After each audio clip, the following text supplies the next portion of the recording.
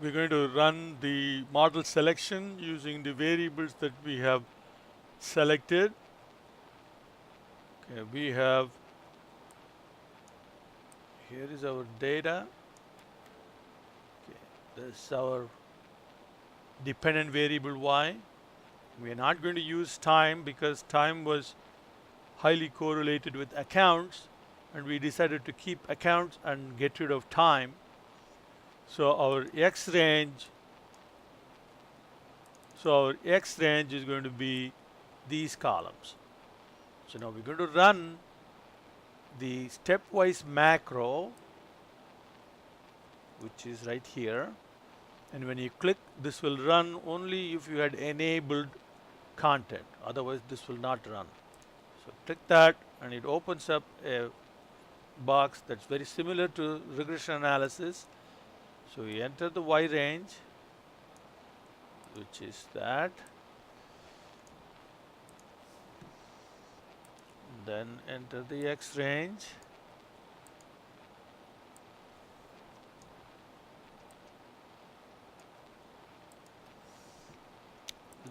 Labels, and we will run the forward selection first.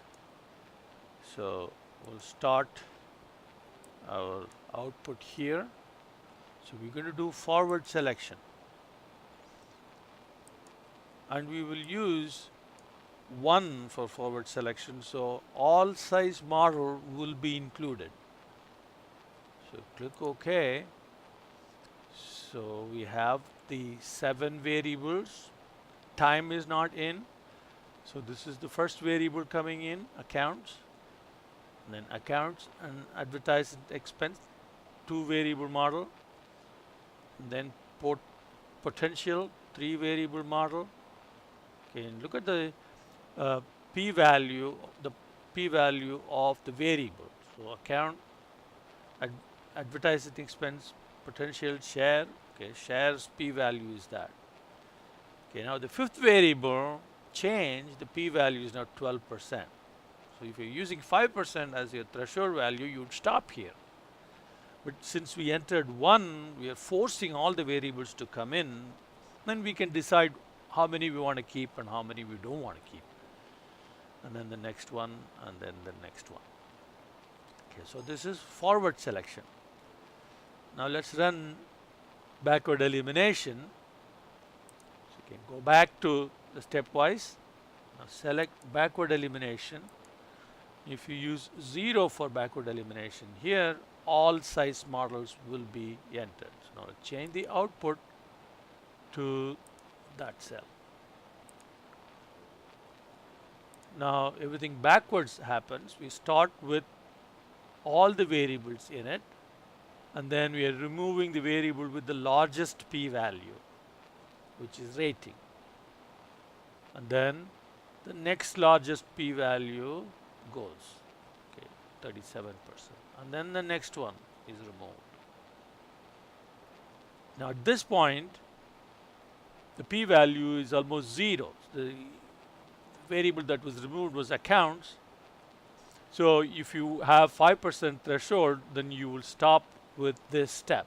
You will not remove any more x variables, but for the purpose of generating models of all size, we entered 0, so it gives you everything.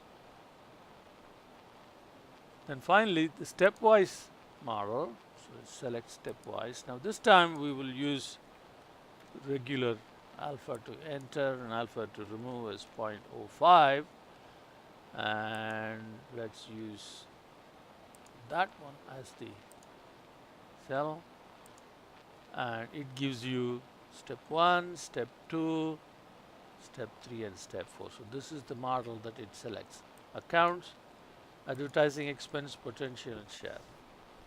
Now this doesn't give you the parameters, the coefficients, so we have to run a regression analysis to generate that. So let's first assemble the variable columns. These are not adjacent. The variables that we have selected are not adjacent.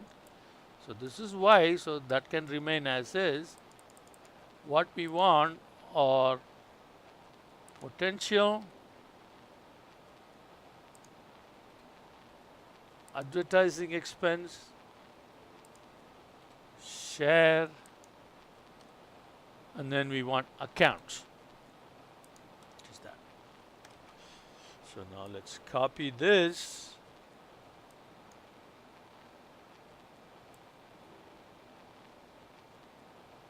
So now we have the selected X variables all placed adjacently. Now we can run the regression using our data analysis.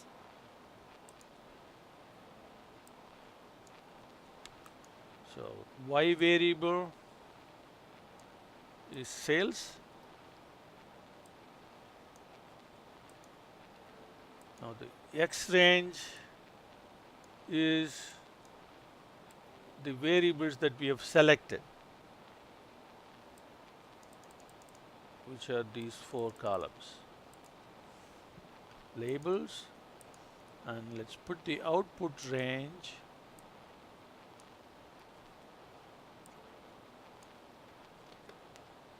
here.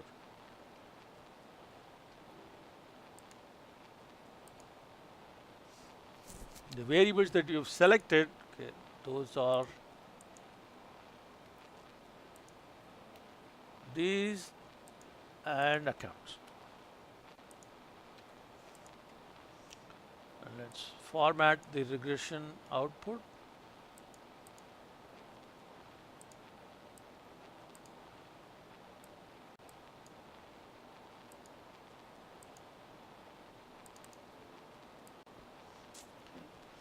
So here is the model, and the Y hat here is,